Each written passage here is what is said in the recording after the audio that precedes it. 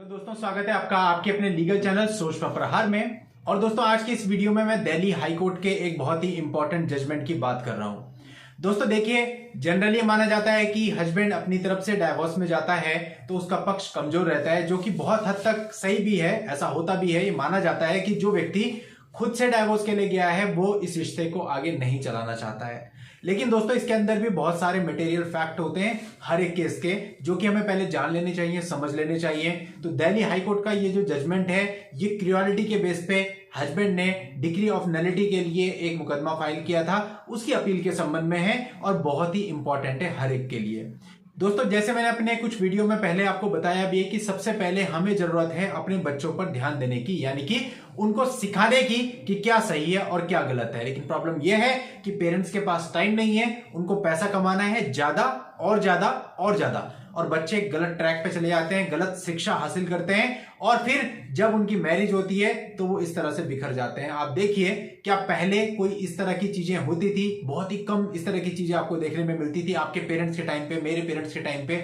लेकिन अभी क्या होता है, अभी 2-2 महीने में, एक हफ्ते में, 2-2 दिन में शादियां टूट रही है। मैंने ऐसा भी देखा है कि आज मैरिज हुई और 2 दिन के बाद FIR रजिस्टर्ड हो रही है। तो ये क्या है? ये केवल यही है जो आपने अपने बच्चों को दिया है वो अब बाहर आ रहा है। आप देखिए दोस्तों, लड़कियां और लड़के दोनों, यहाँ जेंडर की बात नहीं हो रही है, कोई भी हो, उनकी मानसिकता और सोच बिल्कुल गिर गई है। दूसरा जो इंटरनेट है, इंटरनेट का मिसयूज करते हैं वो लोग। फेसबुक, इंस्टाग्राम, इन सब में तो जाते ही हैं और साथ ही साथ बहुत ही गलत चीजों को देखते हैं, और जितना नहीं खुलना चाहिए था उतने ज्यादा खुल गए हैं। लड़कियों को कोई शर्म नहीं रह गई है किस तरह की बात बोलनी है, किस तरह की बात नहीं बोलनी है। लड़कों को कोई शर्म नहीं रह गई है कि माँ बाप के सामने क्या बोलना है, क्या नहीं बोलना है। अब देखिए दोस्तों, लड़कियां कैसे कैसे इल्जाम आज के समय पे लगा रही हैं, जो झूठे इल्जाम होते हैं। मैं फिलहाल अभी उनकी बात कर रहा हूं कि भाई इसने मेरे साथ गुदा मैथुन किया, इसने ऐसा किया, इसने मेरे साथ ओरल सेक्स किया, मेरे हस्बैंड को प्रॉब्लम है, वो इंपॉर्टेंट है, उन्हें प्रॉब्लम है प्रीमेच्योर इजैकुलेशन की, उन्हें प्रॉब्लम है इरेक्टाइल डिस्फंक्शन की। ये सब कहां से आ रहा है भाई? ये सब हम लोग को पता तक नहीं था जब हम लोग अपनी कॉलेज लाइफ में थे। लेकिन अभी क्या हो रहा है, मोबाइल में घुस घुस के इतनी ज्यादा नॉलेज ले ली है कि वो अपना ही बेड़ा गर्क करके बैठ गए हैं, और जितनी भी आज की जनरेशन है बारूद के ढेर पर बैठी है। अब दोस्तों, जब तक ये चीज सही नहीं की गई, जब तक आपने अपने बच्चों को ये शिक्षा नहीं दी ना, और जब तक उन्हें इन गंदगी से दूर नहीं किया, तब तक ये होता रहेगा। अब दोस्तों, मैं बताता हूं आपको आज का मामला क्या था। इस मामले में दोस्तों, हस्बैंड और वाइफ की शादी हुई 2012 में, और उसके बाद वो मुश्किल से 2 महीना साथ रहे। 2 महीने साथ रहने के बाद हस्बैंड ने अपनी तरफ से नलिटी ऑफ मैरिज के लिए एक मुकदमा सेक्शन 12 का डाला।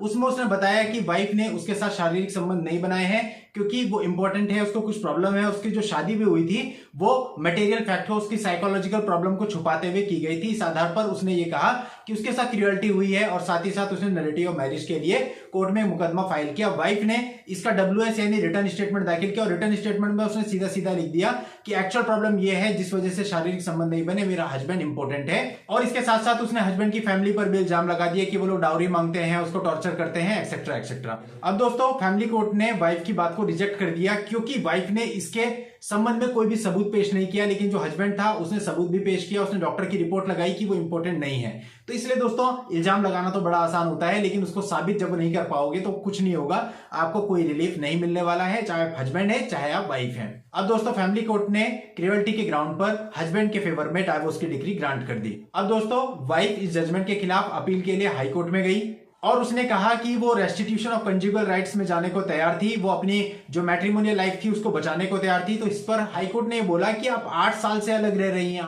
8 साल की अवधि बहुत लंबी होती है, यदि आपको मैट्रिमोनियल रिश्ते को सेव करना था तो आप कर चुकी होती। इतने लंबे समय गुजर जाने पर अब इस चीज का, आपकी इस स्टेटमेंट का कोई मतलब नहीं बनता है। इसके अलावा दोस्तों, हाईकोर्ट ने यह भी माना कि यदि कोई WS के अंदर फॉल्स एलिगेशन लगा देता है तो ये भी अपने आप में क्रियोलिटी है दूसरी पार्टी पर, और इसके बेस पर जो कोर्ट है वो डाइवोर्स की डिग्री दे सकती है। और ये कहते हुए हाई कोर्ट ने जो वाइफ की अपील थी उसको खारिज कर दिया।